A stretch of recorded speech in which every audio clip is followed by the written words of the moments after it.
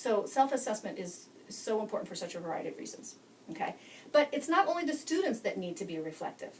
Teaching is all about reflection, adjustment, and that's how we make progress, okay? We all need to be reflective of the choices we make every day. Teachers make so many decisions, not on a daily basis, on an hourly basis. And I have heard the art of teaching compared to the act of triage in the medical profession. Will every decision we make be perfect? No. But every decision, even the imperfect ones, are opportunities for learning if we reflect back upon them. So not just students, but teachers. All learning by all needs to be reflective. Okay. And I've saved technology for last. Principle number 10 is technology. And you're probably wondering what all these question marks are down here. The story of technology in education is just now beginning to unfold. It has gone from seeing technology as a tool to technology is now creating a paradigm shift in education. If you have read Larry Rosen's book, Rewired, you are familiar with the term iGeneration and technology natives. I am not a technology native. It has been fascinating to me over the course of my lifetime to see what we are able to do. I remember in 8th grade, my father tried to get me to take a course. He says, there's these things called computers, and they're really going to be big, and I think you should take this course with me. And I was like, not interested.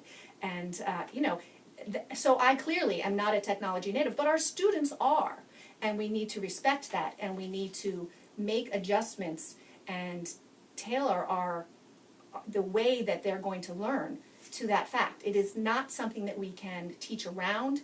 It is unavoidable, and as I said, I believe it is going to result in a true paradigm shift in education.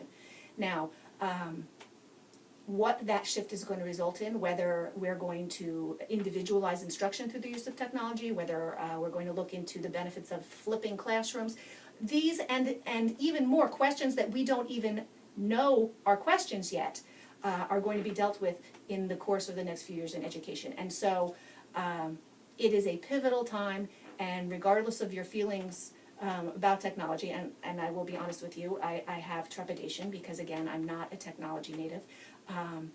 But there's no escaping it. We need to embrace it and accept it for the excitement that it's going to bring. Okay. All right, so remember that turn and talk from the beginning of my presentation? What I would like you to do now is just take a moment to reflect, and you can even talk with your neighbor if you'd like, about whether any of those principles that you discussed matched up with the ones that I discussed. I'm hoping that maybe while our language may have been different, the ideas are still there, because it's only when mission and practice align that we can truly achieve success, and that is my hope. Okay, so so now that my expectations have been laid out, my expectations are what I just described is what I hope to see happening in your classrooms as I walk through the school on a daily basis and visit with you and do my observations and we discuss lesson planning. Again, I'm here to support you and provide what you need, but my expectations are that these principles will be our Bible, because again, that mission statement, quality learning by all, whatever it takes, that says it all. Okay, so now that you know my expectations, what can you expect from me? Well, the first is I have the responsibility of providing instructional leadership.